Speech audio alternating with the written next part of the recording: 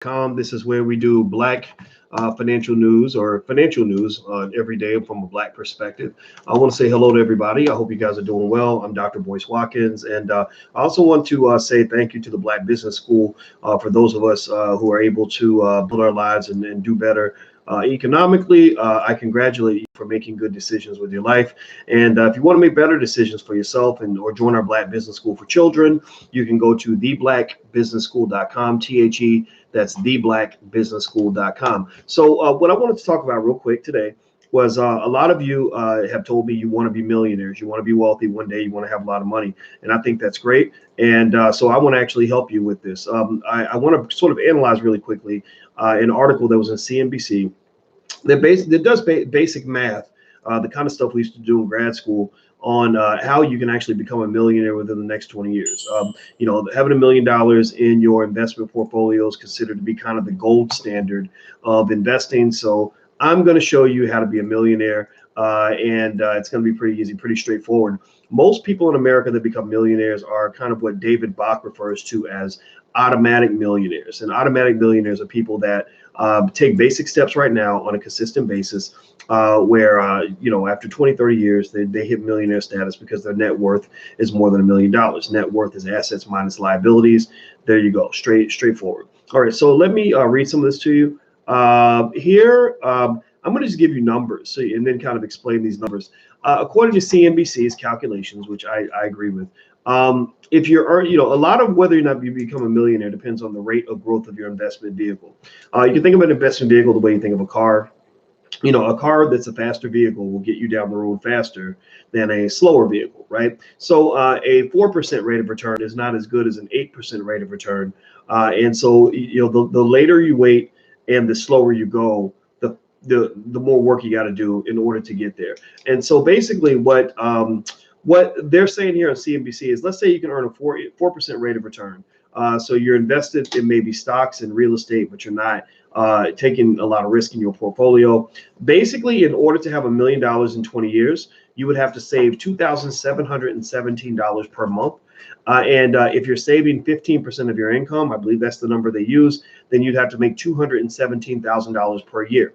Now, you could still get to that 2017 number by saving a higher percentage if your income's lower. So let's say your income is only half of that. Well, then you'd have to save, instead of instead of saving 15% of your income, you'd have to save 30%, right? So basically, it's all about the savings base more so than your actual income. But they're basically assuming that you're saving 15% of your income and you're trying to retire in 20 years. Now, the variables that can be manipulated, the levers that can be pulled to kind of make these numbers easier is one, the higher your income is, the lower your savings rate has to be. Two, the higher your savings rate, the lower your income can be. And then three, there's the variable of time.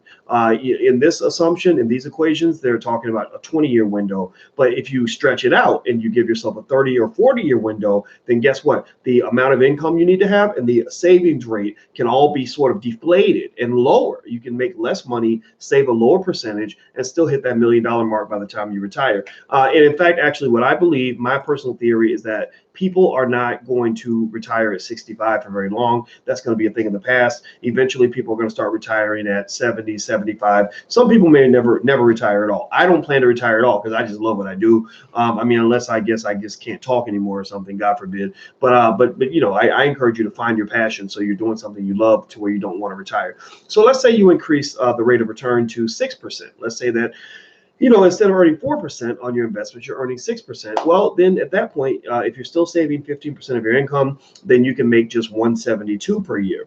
To retire in 20 years with $1 million. If you make an 8% rate of return, then you can make even less. You can make $134, and saving 15% of that, which would be $1,686 per month, you would actually have $1 million in 20 years. Now, remember, the key factors here are the savings rate, the percentage of your income that you're saving, the amount of time that you have, and the rate of growth of your investments as you're investing, as well as the base of salary from which you're operating, right? So you think about those different variables, right? So a person with a higher income doesn't have to save as much. So earning more income is one factor you can control. Increasing revenue streams and increasing your income is a great way to save more without cutting more of, from your lifestyle. That's what I always love to do. I said, rather than cutting in my budget and taking out little things and nitpicking myself to death, I'm just going to hustle and go out here and make more money. Another variable you can change is you can just save more. So there are people that have lower incomes that save more, who are actually able to build more wealth because they save more. But then there's also the growth rate of your investments, right? So that's why I tell you guys to invest in the stock market, because people who invest in the stock market get a much higher rate of return than people who don't invest. People who don't invest at all, they can make more money, they can save more, but they will have less money long term, because someone with a lower income who actually invested less than you saved would have that money actually growing for him. They'd have a faster investment vehicle. And then the biggest factor in investing is time. I'm a mathematician. My master's degree is in mathematics. I taught mathematics at the University of Kentucky, and I taught finance at Ohio State University, Syracuse University, etc. I taught it in China. I will tell you this: the number one factor in all of investing is time. When we break down the equations and we do all the math, and we're like, raising stuff to the third power, take the derivative, divide by 4, multiply by this, integrate over the blah blah blah. We're like, oh, time is the variable that determines wealth. So one key to building wealth is to know the power of time. Your children have all the time in the world. If you start investing for your children when they're young, they're going to do much better than somebody who starts investing when they're 40, even if their income is lower, even if their savings rate is lower, even if their growth rate is lower. The person who starts first is the person who goes the furthest, the fastest, right? So if you want to build wealth, understand the power of time. Time really matters. Save for your children, get them invested now.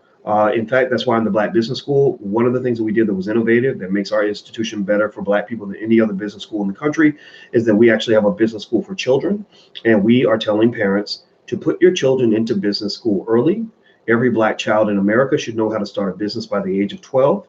They should have an account where they can invest in stocks and bonds very early. Just tell them to buy. It doesn't matter really what they buy, as long as they're buying stocks consistently with their allowance and they're just holding those stocks. Because what's going to happen is after 2, 3, 4 decades goes by, that money will grow tremendously. It'll grow like weeds in your backyard, right? So understand the power of time. If you harness the power of time, then you win the investing game. So if you want to check out our Black Business School for Children, feel free to visit blackmillionairesoftomorrow.com. That's blackmillionairesoftomorrow.com. You'll talk to one of our specialists on the line. Tell them I said to give you a discount. They'll give you a great discount on the program. You're going to love it. There's a 30-day, 100% money back guarantee if you're unhappy for any reason. And if you're not a child, then you can go to theblackbusinessschool.com.